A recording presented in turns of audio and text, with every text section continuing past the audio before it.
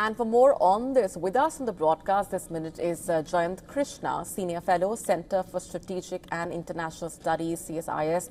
Thanks very much for being here on the broadcast. Let me begin by asking you for your outlook on the upcoming budget and what major announcements are you expecting?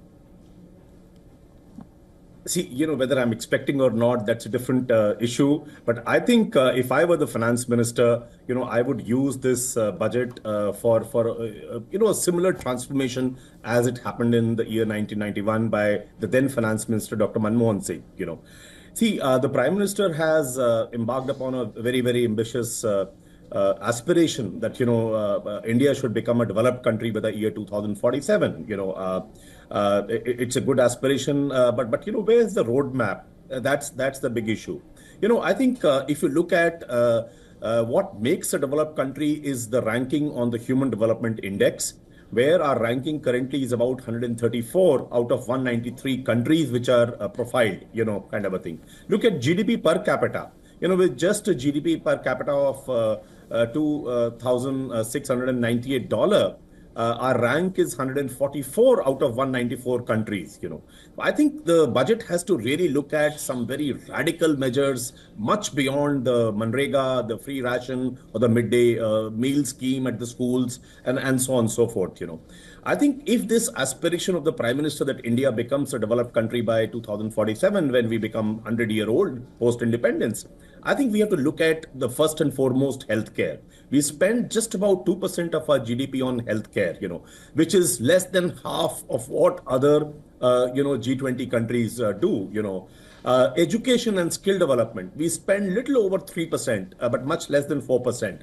I think this almost needs to be doubled, if we have to move up the value chain. So I think the finance minister must use this budget as an opportunity for course correction. You look at the research and development, we spend just about 0.64% of our GDP as against, and we are the lowest among BRICS countries, among G20 countries, even when compared to countries like, of course, US and China, but even Israel and South Korea, and Indonesia. So I think this course correction is very, very important to my mind.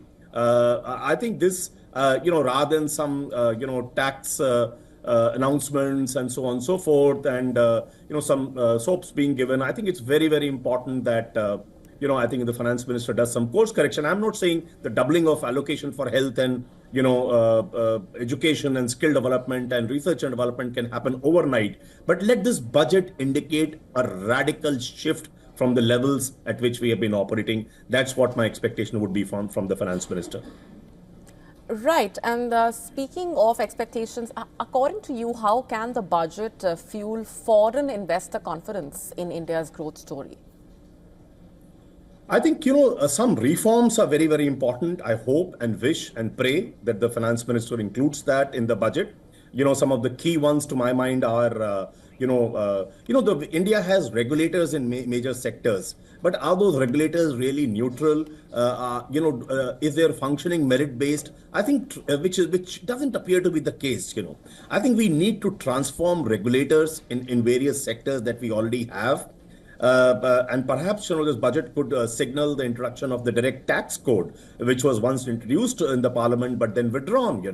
Our legal system, the infrastructure needs to be strengthened. See, a lot of overseas investors feel that the contract enforcement process is not very robust in the country. So I think legal strengthening is very, very important.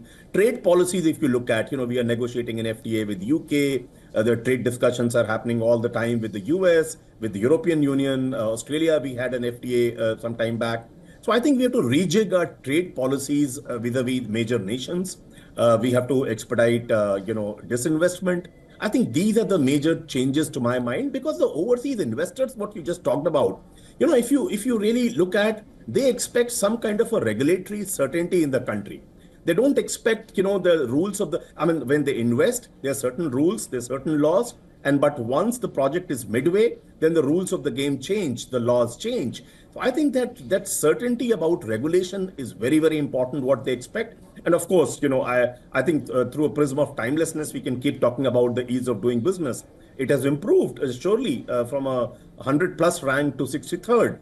But if we are the 5th largest economy, why shouldn't our ease of doing business also not be among the top five in the world. I think these issues are very, very important. Land, labor. I think some labor reforms happened, but we started well, but we didn't complete the process.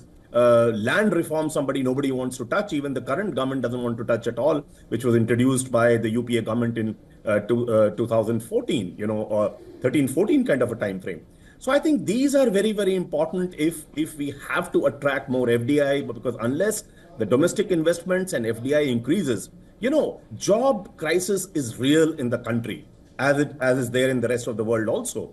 I think if jobs have to come, investments have to come, and if investments have to come, the finance minister has to do whatever it takes to remove the roadblocks for FDI coming in, and the domestic, industry expanding and getting into newer areas. I think that is very, very important to my mind.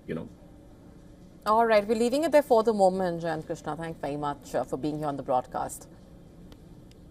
Thank you. To stay up to speed with the latest news, download the WION app and subscribe to our YouTube channel.